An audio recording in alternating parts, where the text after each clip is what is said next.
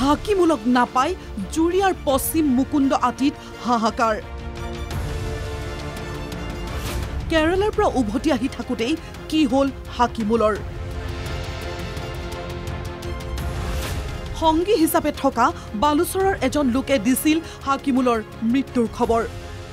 ঘটনা 22 ছেপ্টেম্বৰৰ সিদিনা পুৱাই কেৰালাত কৰ্মৰত এজন হাকিমুল ইছলাম আহি আছিল নিজ গৃহ অভিমুখে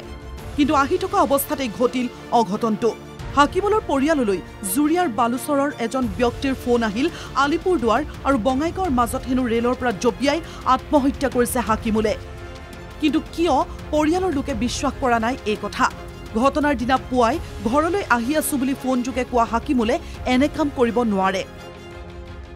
4:30 মান বজাত ফোন মাৰিছে তিৰিৰ লগত লৰাছালীৰ লৰাটোৰ লগত ভালকে কথা পাতিছে পাতাৰ পিছত 5টা মান বজাত আকৌ মানুহ এজনে ফোন মাৰিছে বালুচৰৰ মানুহ আছিলে আমি তেখেতক চিনি নাপাওঁ তেখেতে ফোন মাৰি কৈছে আপোনালোকৰ ঘৰৰ লৰা যোন হাকিমুল হক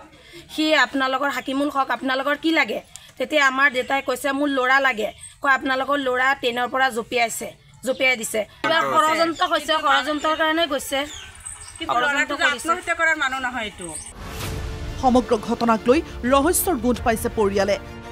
হাকিমুলৰ সন্ধান নাপাই উদ্বিগ্ন হৈ পৰিছে গাঁওবাসীও ঘটনাৰ উচিত তদন্তৰ দাবী কৰিছে গাঁওবাসীয়ে এইটো ফোন মাৰি তাৰ লগত যে সিটত মানুহ আছিল সিটৰ মানুহে ফোন মাৰি কৈছে যে ট্ৰেইনৰ পৰা পৰি গৈছে আসল ঘটনাটো কি আমি এইটো নাজানো গতিকে ইয়াক লাষ্টটো আমাৰ বিচাৰি পাব লাগে আৰু ঘটনাটো উদ্ঘাটন কৰিব লাগে সমগ্ৰ ঘটনা সন্দৰ্ভত পৰিয়ালৰ লোকে গুৱাহাটী ৰেল আৰক্ষীক দাখিল কৰিছে এজাহাৰ গুৱাহাটী ৰেল আৰক্ষীয়ে কোকৰাঝাৰ ৰেল আৰক্ষীলৈ ইতিমধ্যে প্ৰেৰণ কৰিছে সমগ্ৰ গোচৰটো কিন্তু এতিয়াও উদ্ধাৰ হোৱা নাই হাকিমুল হক আৰক্ষীৰ তদন্তই ঢুকি পাবনে হাকিমুলক সকলো স্পষ্ট হ'ব তদন্তৰ অন্তত